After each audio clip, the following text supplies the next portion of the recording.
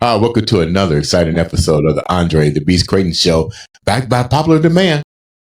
Where it all started, reputation to reward, the one, the only, the branthropist herself. Damn, I'm glad I can say that word right. You're so good. You got it now. I mean, come on, we in season 3, 4, 5. I don't even know where we are at this point, because sometimes I go MIA, right? Okay, don't say it. You cannot talk about me. I'm gonna just let you know, viewers. I looked up and I think my name was removed from the bill. And then guess what? He messed up, though. He calls himself being slick, but he messed up and took a whole bunch of stuff out. And guess who he had to call to fix it? You. Correct. You. Okay, so don't try it again. Yeah. Well, we always consider ourselves the new Batman and Robin. Okay, there you go. So I know where we stand. I know where we start. I know where we're going in the future. But welcome back to the show. Thank you. It all started with reputation to reward. And I'm going to tell you where we're going with this. Reputation to reward. You always have to have a starting point and vision. Yes. And a lot of times when we're young, we don't recognize visions because people just call us, say that we're dreaming. You're living in a dream world, right. Fantasy. But we're focused on the day to day. Yeah. But the show today is really about reputation to reward with this young man that is about to come on the show, because he's starting young. He's the number one recruit. Oh, wow. Going in from football. Yeah. Get real. We always get the best of the best. We get the news before CBS. Before Fox. Wow. But he's number one. That's impressive. It takes a lot to be number one. You know what I mean? You mentioned something during the pre-interview, the responsibility that the word number one has. Elaborate on that a little bit before we introduce our guest. Yeah, well, I think anything, when you think about where you're going to be in life, this is what I tell people. This whole thing about competition it's just fun. You know what? That now they do it like you go to school and the young kids, everybody gets a trophy. I don't believe in that, because that's not real life. Mm-hmm. You don't need to get a trophy. I believe you got to create some teamwork. But I believe to be number one is a mindset. Mm-hmm. That's a mindset. That's something that you have to instill in yourself, the belief that you're capable of being better than most, if not the best in the game, the GOAT, right? And that requires first a lot of, to me, mental preparedness, mental agility, mental focus before it ever becomes physical. Let me go here real quick. You got me going now. Let me go here. Is this a behavior that is crafted when you're young and you don't know it, and then you keep that beast mindset or that mentality because you got it? You can tell the way you talk. You can tell by your career. So to go back to the question in general, I'm just asking you, do you think this is something that is instilled when you're young, and some people have it when they're young and they home in on it, versus someone who doesn't have it, that defragmented? You know what? I'm going to be honest. I think you can really get it at any time. It's when you choose to change that mindset. But based on your environment, based on who you surround yourself with, has a lot to do with how you really cultivate that mindset. So if you're in a home setting where you're constantly being taught, that you can do anything you want to do, because that was my situation. I came from my household. It was a broken home, single parent household. However, my mother told me you can be anything you want to be. You can do anything you want to do. And she said it over and over again. And so if you keep your child in that mindset of knowing no matter what the obstacles, they are great, they're good, they can achieve it, they can do it. They start to believe that, and at a young age, the younger you do it, the better, because then you don't have to get into the position where right now what I do with my coaching is I have to pull out the limiting beliefs. I have to demystify, deprogram, help people unlearn things that they learn so that they can thrive, right? But if you get that young, you're ahead of most. That's a blessing. And I think this young man has it. Let's go. Let's go. Let me tell you about this young man. Number one recruit, great sense of humor, truly a baller. a baller on the field, off the field. Great family values. That's welcome to the show. I'm gonna let you introduce him because you do it better than me. Give me a great introduction. No other than the number one recruit, high school, big baller, shot caller, Mr. William Geddis. Hi, William. How are you? I'm good. How are you? You got to figure out what we're going to call you. You got a nickname? They call you Will. It's just Will. Will. Well, Yes, see, ma'am. you start, by the time you get to college, you're going to do something. You're going to make some kind of move and watch. You're going to end up with a nickname. Yeah, Yes, ma'am. That's how it starts. You're going to do something and you'll get that nickname. But welcome to the show. We're excited to have you. Thank you. Before we go too far, can you just share a little bit about who you are, where you came from, how you actually got to the number one status and so forth? If you could just give the viewers a little bit of that. Well, I'm originally from Orangeburg, South Carolina. I've been playing football since I was about 6 years old. And then I moved to Swansea, South Carolina, my 7th grade year. And then 8th grade year, I played B team football. And then leading into that summer, I went every day to summer practice. I put in tons of work. And then my freshman year is when I got put on varsity. So I was a varsity. I was put on varsity at 13 years old. So I was playing varsity football at 13. And then... But that's not normal, right? That's not normal. No, that's not normal. It's not normal. But I don't want to, get a big head or whatever, but it's not normal. Just being honest. William, what was the homing devices that you think led you to become a varsity player? Because I play sports and varsity is hard to get there, but you're young. What do you think were some of the contributing factors that the coaches were looking at that allowed you to take that leap into the varsity arena? Well, my coach actually told me the reason was because how hard I would go in the weight room. So no matter how in the classroom, weight room, it all applies to how hard you do something, no matter what it is. That's how I look at things. So I feel like if you put 100% at everything you do, then the sky's the limit. So me being in the weight room, going hard every day, and then when that time came to step on the field and put your helmet on and stuff, then the seniors, the juniors, I would go hard against them every day. I guess that just led me to me having a spot on the field. Yes, sir. What position are you playing? Middle linebacker.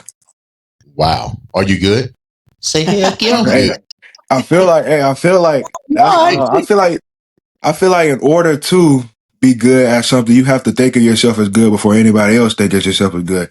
I mean, I don't like saying it. I like hearing people's opinions because it just drives me more. But I feel like in order to be good, you have to think that you're, somewhat good. You have to instill that confidence. What led you down to football? You started at such a young age and you're still young. You haven't, even completed high school yet. But what was the contributing factors that led you into football versus baseball, basketball, and any other sport at that age? Well, my family. So I grew up like 3 steps away from my cousins. So me, my brother, my cousins, we all used to just be out in the front yard having fun with a football, and it just happened to be football. And once I got old enough to start playing, I played, and ever since then, it just excites me. How did you wind up picking the position linebacker? I don't know. I feel like, well, really it's because the middle linebacker is basically like the quarterback of the defense. So like people like positions on a defense really should know their position, but I feel like a middle linebacker should know every position on the field. And I feel like my coach, he instilled that in me, and he believed that I can take initiative and be a leader on the team. So me playing middle linebacker shows like I can accept responsibility and stuff like that, and I can lead my teammates to being successful. Now, go ahead. This is amazing. Let Mom slide in for a quick second. Mom. Yes. You have got to be proud. I am very proud. Yes. Very. And how do you keep him grounded and truly focused so that the head doesn't get big? Because you can imagine a lot of people say you're good, you're great, you're this, you're that. How do you handle that? Well, honestly, I can't take the credit for that because I'm always, and he says I'm the one who's always just over exaggerating. So I'm like more of the booster. Now his dad, on the other hand, he's the one that keeps him humble and grounded. But I make sure that he continue to still have that childhood because, like I said, he's out there starting at 13, out there with 19-year-olds. So it was, some of the things or the activities that they would, be involved in or what have you. He was still too young to do. So we still made sure we kept him at that age and made sure that he still, was treated age appropriate. Nice. Speaking of the age appropriate and you being a mom, and moms, you're a mother, you can be a little bit overprotective. What are some of your concerns, though? Because you're talking a physical sport that only gets more physical as he starts to evolve from college and hopefully into the NFL. So, like he explained earlier, all his cousins are older than him. So he's the baby boy. So you could only imagine they used to go in. And as he always started off because of his weight and his size. So he always played with older kids. But my main concern is, and I tell him this all the time, if I could, I'll wrap him in bubble wrap. But I always tell him to just be careful, be mindful, always keep your ears and eyes open, because when you're on that field, you have people all around that can be jealous, just aiming for you to do anything. So I leave with a lot of prayer. And I tell him, play smart, because you still have your whole career and your life ahead of you. That's smart. That is very smart, because we know that football in particular, the typical span is pretty short. So it's like you got to even be thinking beyond that, right? And becoming that savvy businessman so you can make power moves. So how do you keep your grades together? I get AB honor roll since I think 8th grade. I feel like it's not nowadays. They done made it so easy to the point where you just can't fail.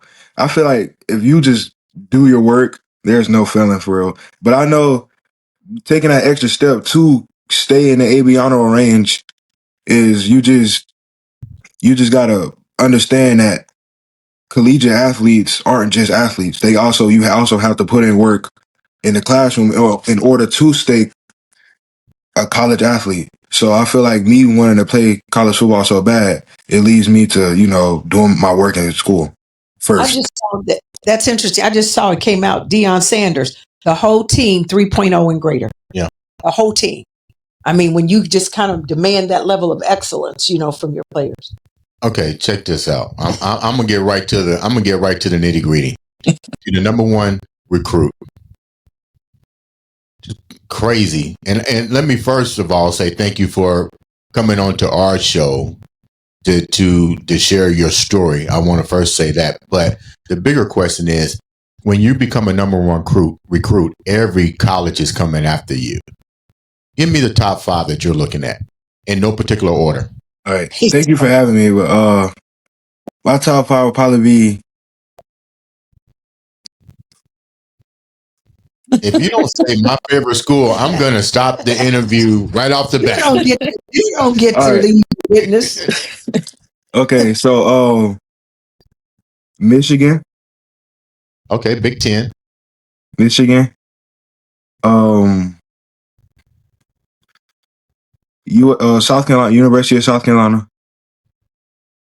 Okay. Tennessee.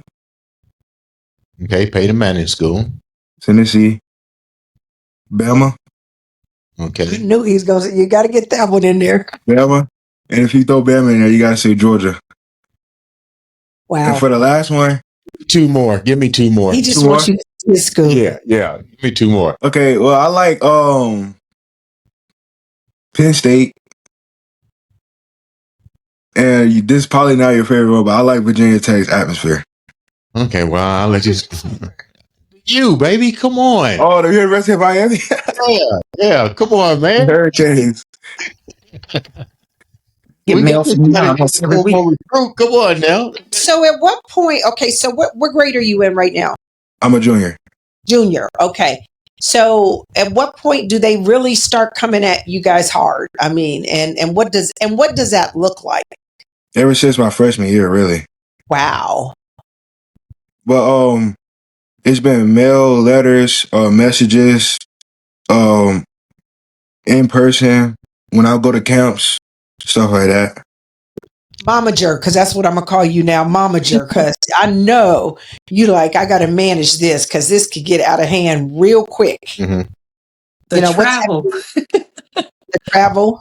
Traveling, just making sure that he even though he's young, that he's able to handle himself when they do reach out through social media. So it's a lot, but it's worth it. But yeah, it's very busy with the emails, the letters. And Miami is one of the schools that we get a postcard or a letter from almost on a weekly basis. All about you. Oh, You know yes. what pick was in the draft, right? Yo, Lord. Yes, sir. But yeah, just making sure that we keep everything, on the calendar, reading all his emails, making sure that he's very open with us to let us know if somebody contact him. We have a conversation, so just basically just making sure that he knows what to do.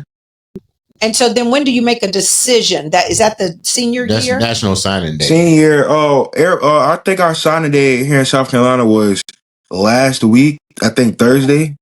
So around this time next year is when I'll be making a decision. Yes, ma'am. Let me ask you a question. And you brought up something, social media and the power of social media and making sure that you present the right image now at such a young age. We saw what happened to Shakur and Deion Sanders, and it just goes to show you the power of the media and social media. How do you keep yourself grounded that you don't get really caught up in it? Because I don't think it's fair to make you grow up too soon. But because you come with that number one title, there's also that pressure and exposure. How do you navigate that and still allow yourself to be a teenager and enjoy the enjoyment of social media and so forth? Oh, well, I feel like I take after my dad because my dad's not really a social media guy. But when I am on social media, it's just football. I just post football and that's really it. I don't really do much else on social media. Like my TikTok has an algorithm and it's just football on my For You page, just football and funny videos. That's really it. So is it prom time there? Prom time here in South Carolina? Yes. It was yesterday. Prom. You go prom. to Yes, prom. Our prom was last week, Saturday, last weekend. Did you go? Yes, ma'am. No, ma'am. You didn't go? I will wait for my senior year. I don't feel like, I don't know. I just want the whole experience my senior year. So junior year wasn't really. Now I know this is kind of. At senior year can be a whirlwind. You know that, right? Yeah. Yes. It's called a pregame. We getting you ready for all these interviews that's getting ready to come. This is what this is, the pregame. Because you're going to have a lot of them. And let me tell you something that I know. So when you think about it, I'm a branding expert, right? And so when you think about your brand, one of the things you always want to just be mindful is I want to represent myself in the public the way I want people to see me. Yes, ma'am. Don't allow somebody else to be able to define you, because they will. I know where we're going with this. But don't allow them to define you. You make sure that you put out the image through your actions, through your words, through your deeds of how you want to be perceived. That is so huge because I tell you what I just ran across the other day and it was amazing to me. There was an interview that was done with Tiger Woods when he was young.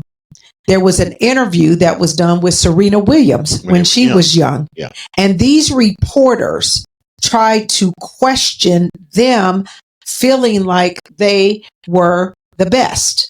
Well, what do you mean you're the best? Well, how can you say you're the best? When Tiger Woods went in there, it was his first championship and the guy laughed at him and told him, "Oh, you'll learn." Yes. Over here. Do you know what I'm talking about? Yes, ma'am. I saw that.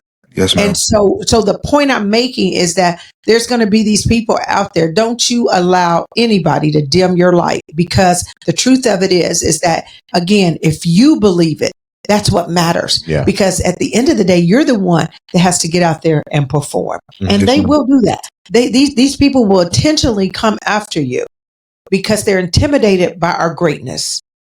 And you have a great future ahead of you. So don't put yourself in any position where you can mess that up. Yes, ma'am. Yeah. I told my kids all the time, never allow somebody to take your options away from you. Mm-hmm. Don't you allow somebody to be able to take your options away from you. Yes, ma'am. And it just be that one little thing that seems so innocent. You sound like a caring mother over here. Oh Yeah, I was listening to like well. some of that stuff you're saying is what my mom says. But think about it. How many athletes have I talked to? I get it. I talk to athletes, Yeah, I get it. And really help them understand, because typically there's nobody there for you guys in that way. And that's why sometimes dumb decisions are made, right? Or dumb choices are made. And it's just like what you will be allowed to get away with and what maybe your counterpart to be allowed to get away with are two different things. Yeah. Yes, ma'am. You look at them and they'll slap them on the wrist, and then you'll get hung by the toes. So just be mindful of that. With that said, Mama Bear. With that said, just look it out. I love our people. Okay. Yes, ma'am. With that said, let's go deeper. You're getting ready to become a senior. You got colleges coming after you. And I'm just being hypothetical here. And I know you work with a great supporting cast with your older cousins and your mom and your dad. But let's just say, for instance, let's talk outside of football. What do you want to do? What do you want to do? Let's say football is off the charts right now. I know you're embedded in it. I'm an athlete. I know how that is. But we got to think, what if? There's always the next. What do you plan to do? What do you want to do? If football is out of the equation right now and you had to go to college, what are you going to do? Major in broadcasting journalism to become a sports broadcaster. Wow. Who's your favorite sportscaster? Stephen A. Smith. Oh my God. Okay. I mean, he's everywhere. It's hard not to like. Yeah, you just messed up the interview. I'm pretty Stephen A. Smith would definitely love that. He is a great sportscaster. And it's funny, he gets a lot of ridicule, but I tell people he said something smart the other day, and I commented that that's probably about the most brilliant thing he said in a while. You know, the thing about Stephen A. Smith versus other journalism or people that's in that field is he's not afraid to be what you just said, authentic. And more importantly, he does his job. His job is to do what? Sports. No matter how ugly it may seem, no matter how bad you may say, his job is to do sports. You may not like his outcome, but that's his job, and he does a great job at it. So that's a great role model for you. There you have it. And you heard that from me. And I like Stephen A. Smith better, as it facts. So let's go back to more questions. What's it like for you to be, what's the pressure like to be number one at such a young age? Well, I don't really look at it as pressure. I just look at it as people wanting you to be great. So people wanting me to be great. It's just giving me that drive to, I can't let these people down. I can't let them down. But at the same time, I don't want that to be the only reason that I do what I do. Mm-hmm. So I also got to look at the fun aspect of it and just make sure that everybody understands that, I'm doing this not only for myself, but for us.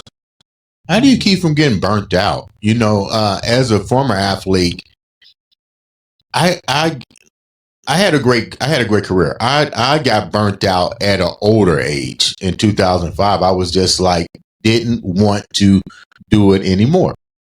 Well, how do you running around here in little skivvies all over he was a national champion bodybuilder. Okay, so. But you're in the gym all the time. And I think it comes to the point to where, and people say, well, why did you quit? And I was like, I really got burnt out. I didn't have the thrill of the game anymore. How do you, at such a young age, keep from having to burn out? Because you got so much responsibility. And what I'm saying is, I don't want you to get burnt out. You know what I mean? And stuff. So how do you keep that Keep it fuel fresh. going? Yeah. Keeping it fresh. But more importantly, it seems as if let me put it the right way, because I'm going on what you said. You still have to try to please everybody at the same time, even though you don't think you're doing it. You're still doing it. So how do you keep all this departmental? How do you departmentalize? What I say? You said department. What I say? What's the word? Compartmentalize. Compartmentalize. Thank you. I love you. Thank you. Answer the question, young man.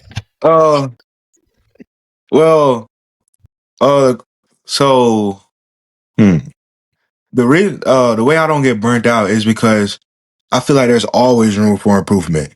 And I feel like the more and more I play, the more and more I practice, is like me reaching perfection. And nobody's perfect. So for me not to be able to reach that is just gonna keep making me go until I can't no more. But also in another department is me knowing that I want to fulfill my dreams and everybody else hopes for me. I got to understand that it's my body. So if I go out there and I play 100% just so everybody else feel happy and I end up hurting myself, I got to live in this body for the rest of my life. So I got to take that into accountability, because I understand it's good making everybody happy. It feels good to make everybody happy, but sometimes you just can't. Sometimes you got to make someone mad. Sometimes you got to mess up. It's a part of life. And I just understand that. And I feel like that's the reason why. Sometimes, because sometimes I look at some of these sports and these guys are playing for real hurt. And literally they'll wrap them up, inject them with something to numb it, and then they're still playing. It's money. It's business. It can be brutal. It's business. Yeah. Yeah. But at whose cost, right? That's a good question. But at whose cost?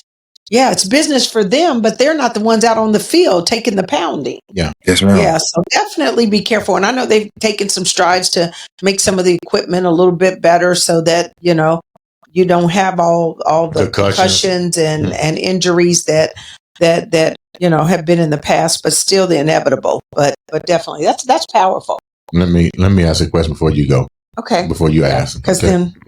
So my next question is: you have two great parents. What are three of the most impactful things that they've shared with you so far with navigating your career that you carry with you every? Your young life. How about your young life? Yeah, your young life. He ain't got no career. Yeah, he ain't got a career yet. Well, he's number one. He's got somebody sees the future. Yeah. Well, I don't want to put their business all out there, but one of them for sure is that my mom was a young parent, and I feel like her being a young parent, it must have been very hard. So I know, like, when I'm conditioning, I'm running, I'm conditioning, and I start to think, I'm tired.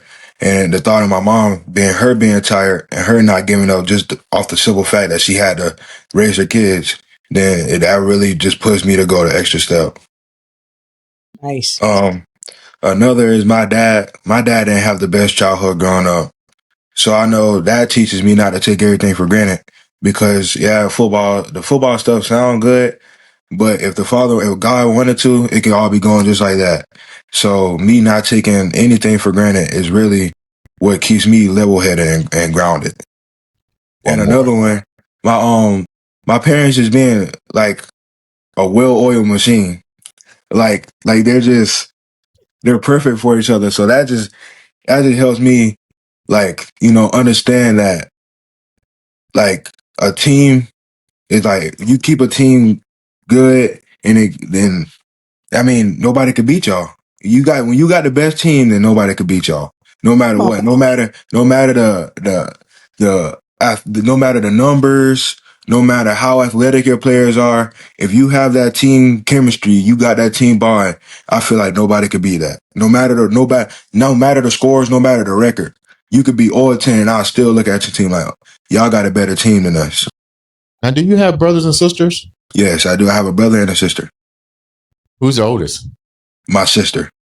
How does she look at you? How does your siblings look at you being the number one guy right now? Well, really, Oh, my sister. Well, my sister. You the mega celebrity in the house right now. Basically, my sister. She just be telling me how, obviously to stay humble and stuff. But she telling me because she said she speaks it into existence. Once I make it, she gonna want to cut it. And I told her I got it.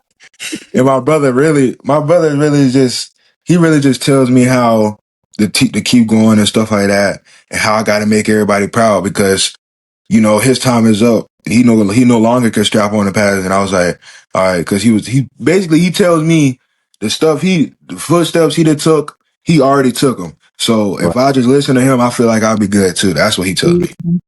It's amazing. That's amazing. Yeah, that's a team. Y'all got a team over there for real. Yeah, yes. Definitely. The team, and then get you a little legal support, and y'all be good. Yes, y'all ma'am. be good. Definitely. Don't forget the legal piece of it. So I'm gonna ask a question before we wrap up. You speak things into existence. I like the way you say that. I like the way you talked about manifestation. I like the way you talk about family values.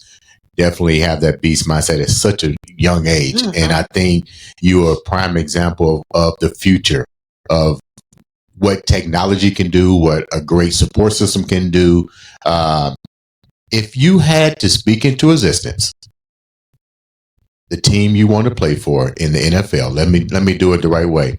With the first pick of the NFL draft, William Geddis, what team are you going to? Baltimore Ravens. Okay, this show is over. It sounds biased, but I've been like the Baltimore Ravens defense. Like their defense, like they set the tone. Like they got all the great offensive aspects like Lamar Jackson, Derrick Henry, all of them. But their defense is really the back. They're the back, they're the spine, they're the everything. The defense really sets the tone. I like that. What do you think you would bring to the Ravens if you got drafted right now? And you got to play with Lamar Jackson. What would you bring to that defense right now? I feel like I'll bring that person who can go in field for 3 snaps and give it all they got. No matter the size, no matter the score. 3 snaps and I feel like I'll be that type of person. Who's your favorite linebacker? Give me the top 3. All right, so no, I'm gonna give you 5 because you can't give 3. You're right. Okay, so Roquan Smith, Baltimore Ravens. Who's the first one? Roquan Smith. Okay. Michael Parsons. Well, if we're putting Micah, if we're moving him from edge and putting him at linebacker, he's number 1. Okay. All right, and then you got Roquan Smith, and then you got Fred Warner. Okay. And like now or all time? All time. All right. Fred Warner, and then you got Ray Lewis. Okay. And for my 5th one, I'm probably gonna put it's between 2 guys. Cause Abdul Carter, he's an edge, so I'm not even gonna put him in this conversation. Luke Kuechly. I don't even know how to Luke Kuechly. Yes. I haven't heard that name in a long time, but he is a excellent linebacker. Yeah. So and I'm sitting here going, okay, I don't know. Hey Lewis, that name sounds familiar, but okay. So before we wrap up, what advice would you? Let me let you ask the question. You whisper in my ear advice.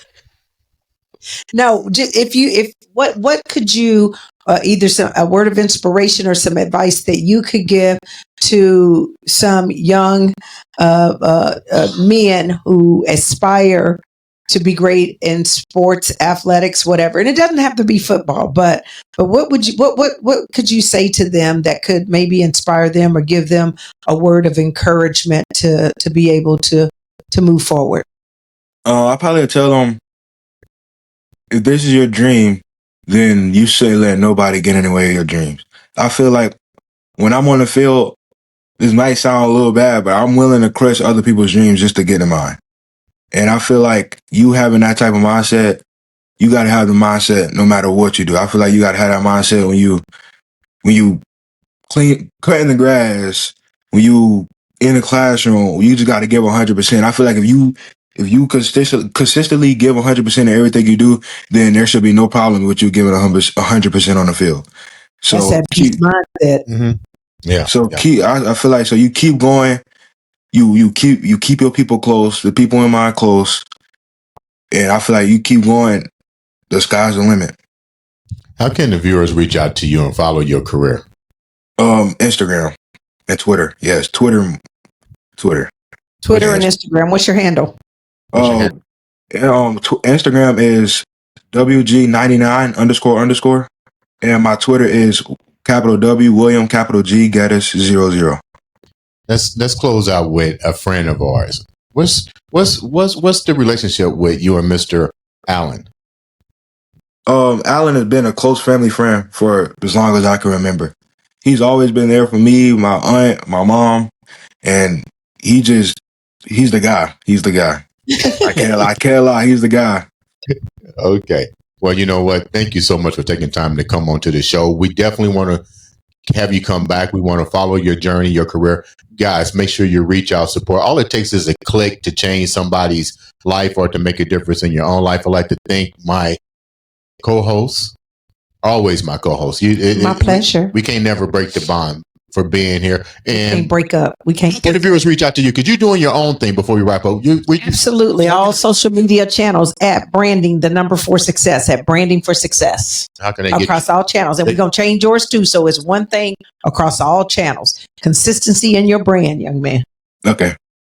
You need to read the book. Reputation to Reward. Yeah, we'll get him one. You'll get his number. I'll send him the book. How about that? Okay. With that said, ladies and gentlemen. And thanks, Mom, for allowing us to interview your son and being a part of this with us. You have a great, I'm just loving him. So young, so well-spoken, humble, but yet so articulate, and just, he's got the it factor. You guys take this and take it all the way to the top. For sure. You got it. Ladies and gentlemen, this has been another episode. Exciting episode of the Andre the Beast Crayton.